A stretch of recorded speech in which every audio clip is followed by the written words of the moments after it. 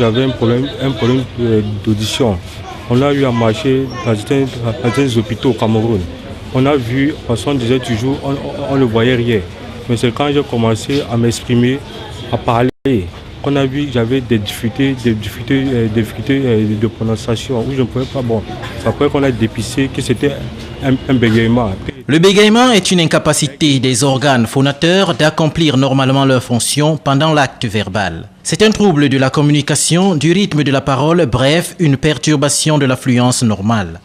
Un handicap qui se manifeste par des hésitations, des blocages, des répétitions accompagnées de tensions nerveuses. Même si les bègues ont des traits communs, chacun bégaie à sa façon et plusieurs facteurs peuvent être à l'origine de cet handicap. On a plutôt un ensemble de facteurs qui peuvent déclencher ou bien qui peuvent favoriser, tels que le changement de nourrice, le climat familial tendu, le changement de corps brusque, le déménagement, tout conflit qui peut être qui peut affecter parfois l'enfant, ou bien une dominance hémisphérique, ou bien tout traumatisme touchant à la fois l'hémisphère droit ou bien l'hémisphère gauche, ou bien le processus central. Au Cameroun, 3% de la population en souffre et 1% à l'échelle mondiale. Le bégaiement n'existe que dans le contexte de la communication spontanée face aux autres.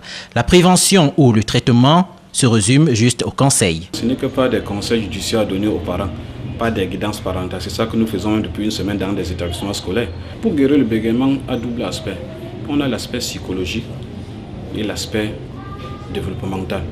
Cela veut dire que si tu es vraiment déterminé à vaincre ton handicap, vraiment je crois que tu peux aller jusqu'au bout. L'objectif de cette 15e édition de la Journée mondiale du bégaiement est de promouvoir des actions de recherche, de prévention et de formation. Il s'agit aussi de sortir le bégaiement du tabou, sortir les personnes bègues de leur isolement, mais surtout sensibiliser le public et les professionnels sur la souffrance des personnes bègues, d'où l'intérêt du thème de cette année 2012. Une voix et des choses à dire. Une voix. Le bègue a une voix vraiment qui est normale. Le bégaiement n'affecte pas l'intelligence. Un bègue fait tout. C'est quand il y a un problème d'expression que le bègue est pensé. Mais il a des choses à dire. Comment transmettre ces choses d'une manière orale? Un bègue peut devenir journaliste, mais il sera très fort sur le plan écrit. Mais sur le plan oral, à chaque fois, ça deviendra un peu toujours comique. Tu vois, il va toujours penser, imaginer que le grand public pensera comment de moi.